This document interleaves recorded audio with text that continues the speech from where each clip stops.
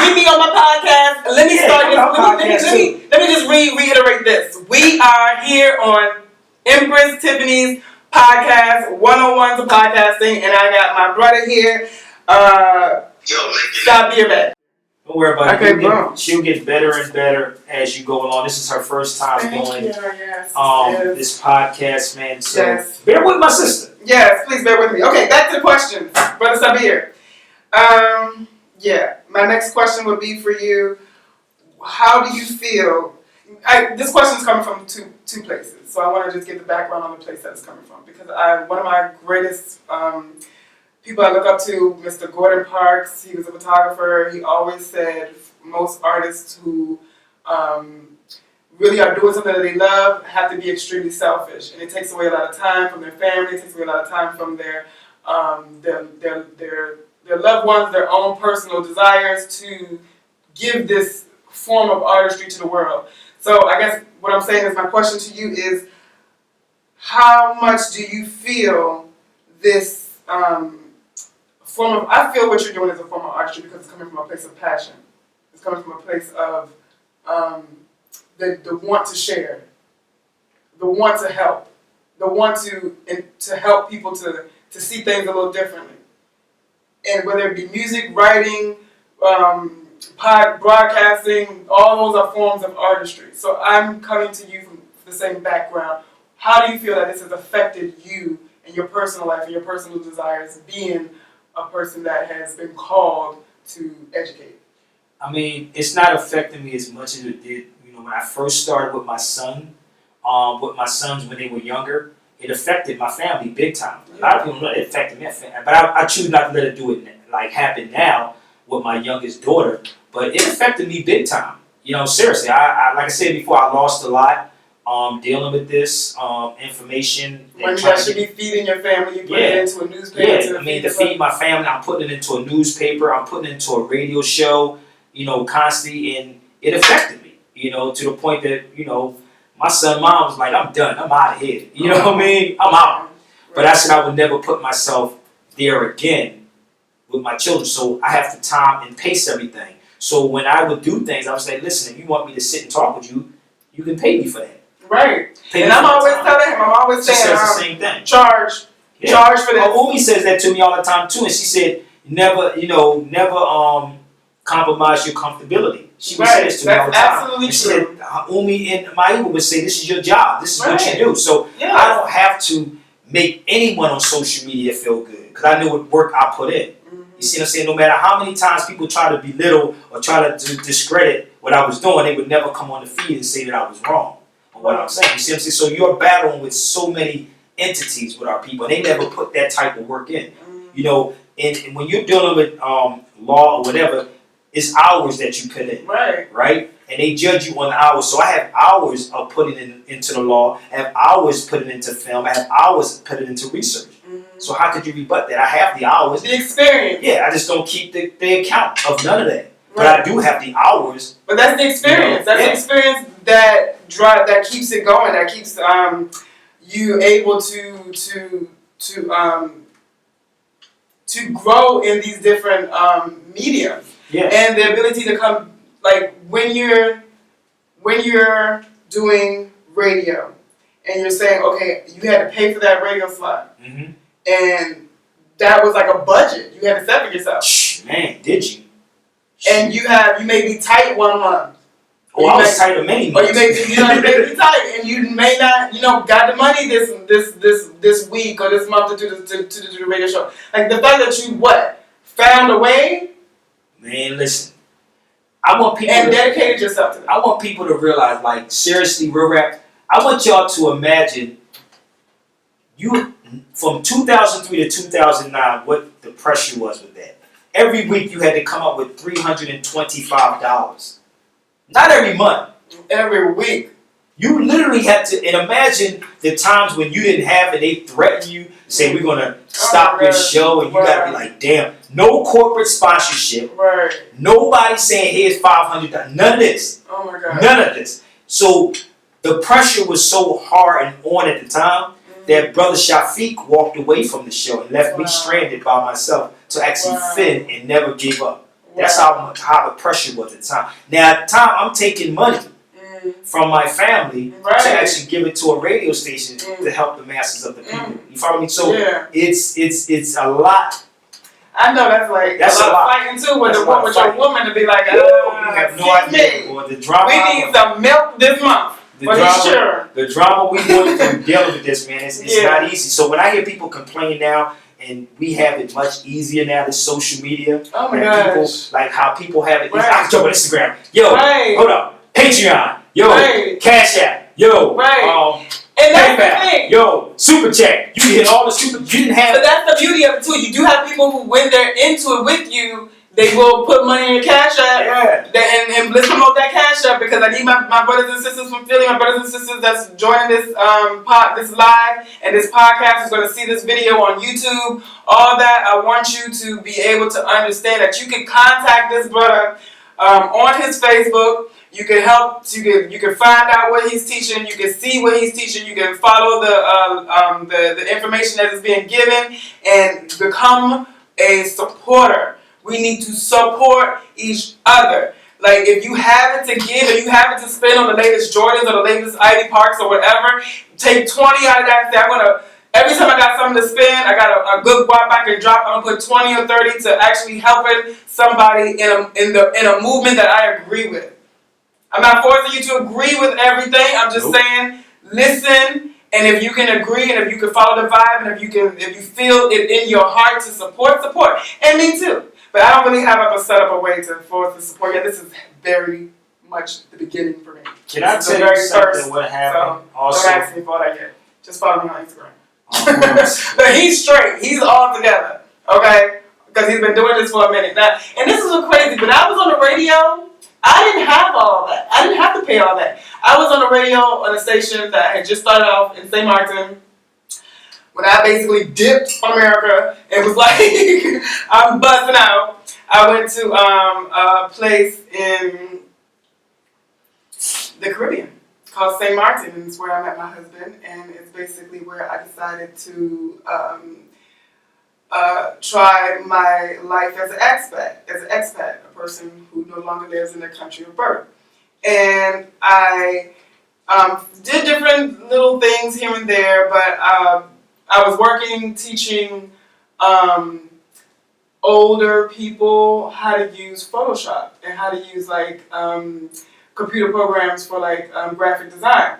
And the directress was like, "Oh, you are such a charismatic, charming person. My friend is opening up a radio station. You should be on his radio, do a show." You didn't pay for that. And this no, he just was like, well, he was supposed to pay me. Yeah, because that's how it was with us. It's supposed to be, but it wasn't like that. And this is the thing. But the beauty, what I loved about it is because when you put up your own money, you actually. You can control and dictate what goes on. Even though you put your own money up in it, it was still times that because how I was coming across media, they was like, no, you can't talk about that. But when you put your own money in it, like again, we didn't have Instagram, and we didn't have PayPal, Cash App, all these super chats so people can donate. We didn't have that.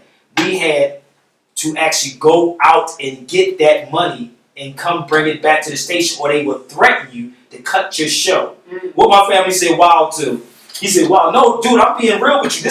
This is what happened when we was on radio. Like, again, but Shafiq walked away because the pressure was so on us that, and I'm sitting here like, yo, we got to get this to our people, brother.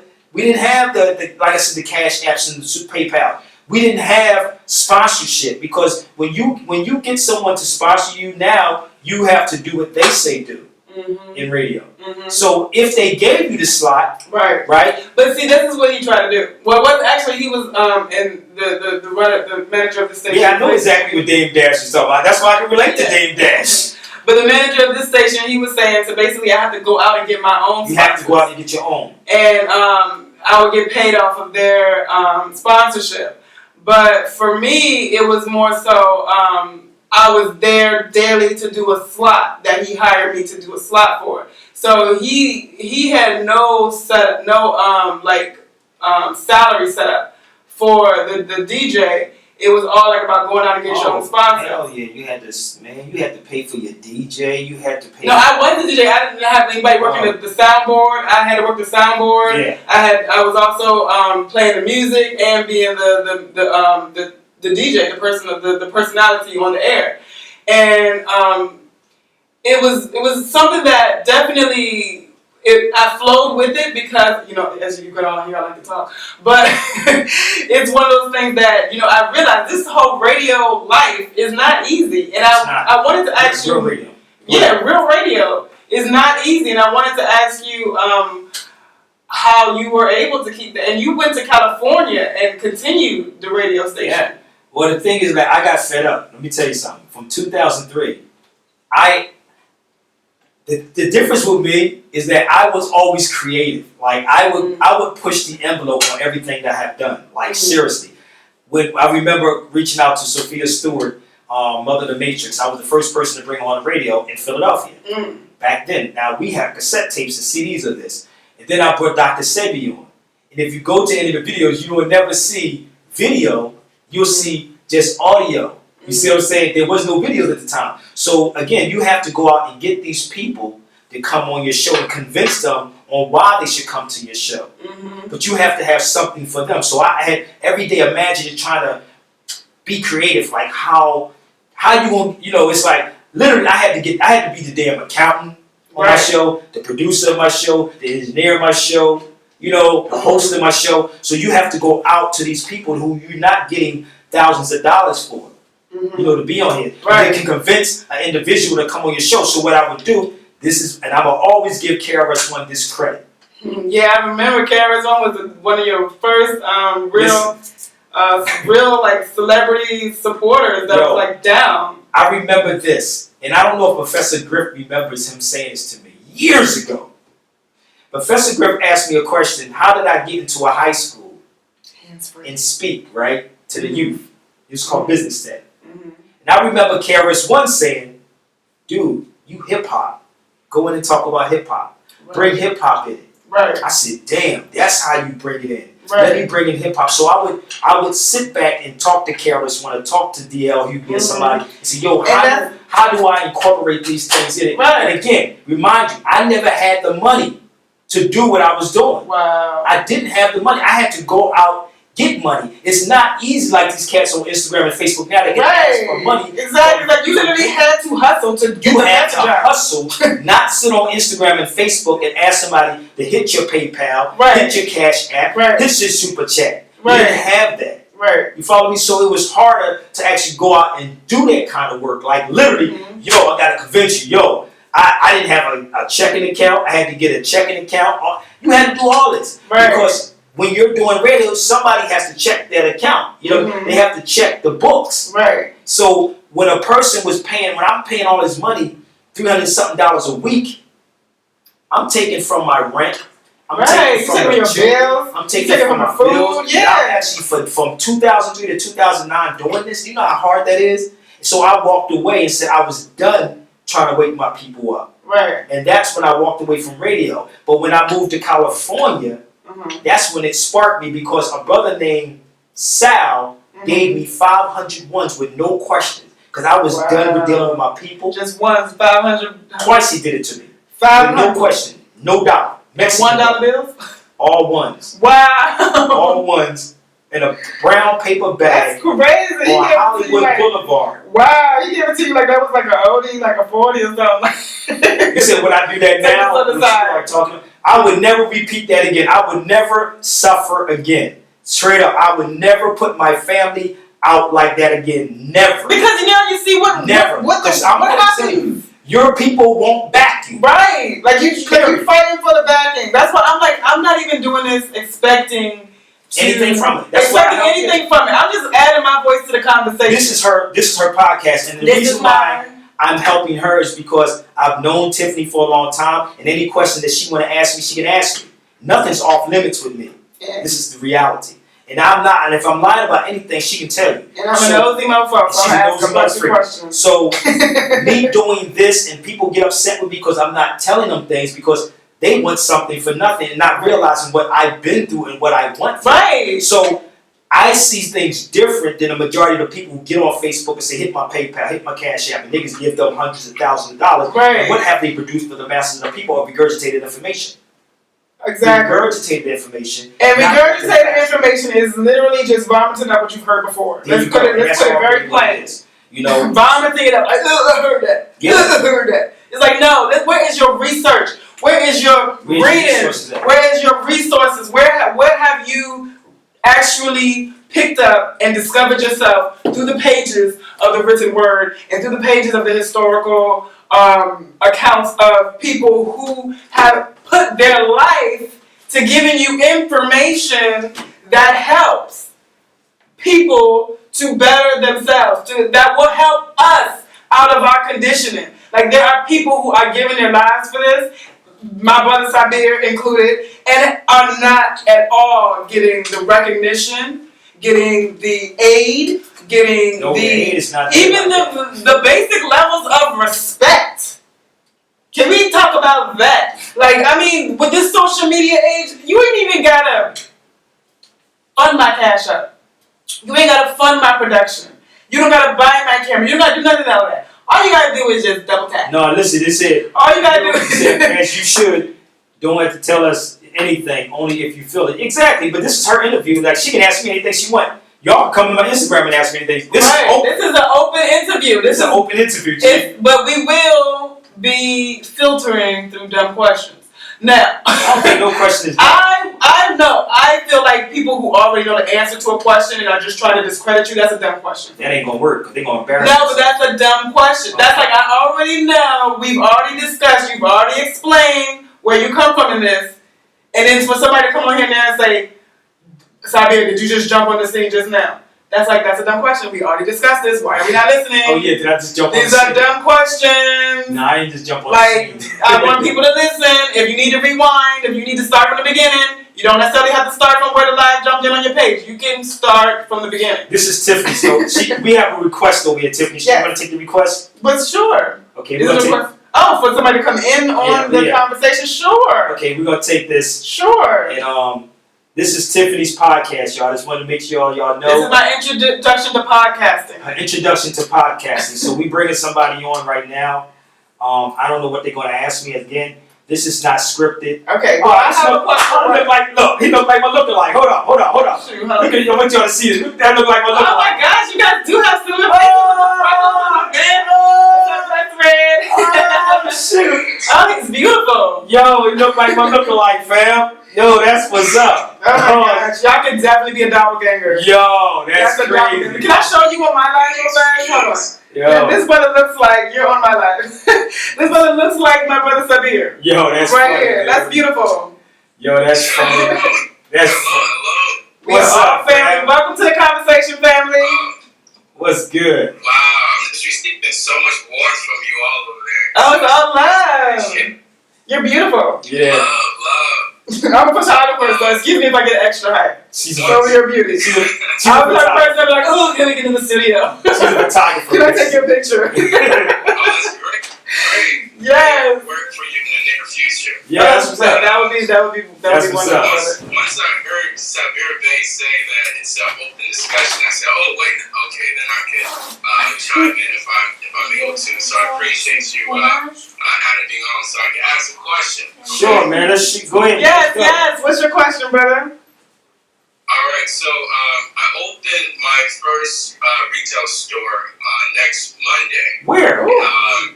Congratulations. In Jose, California. Yes.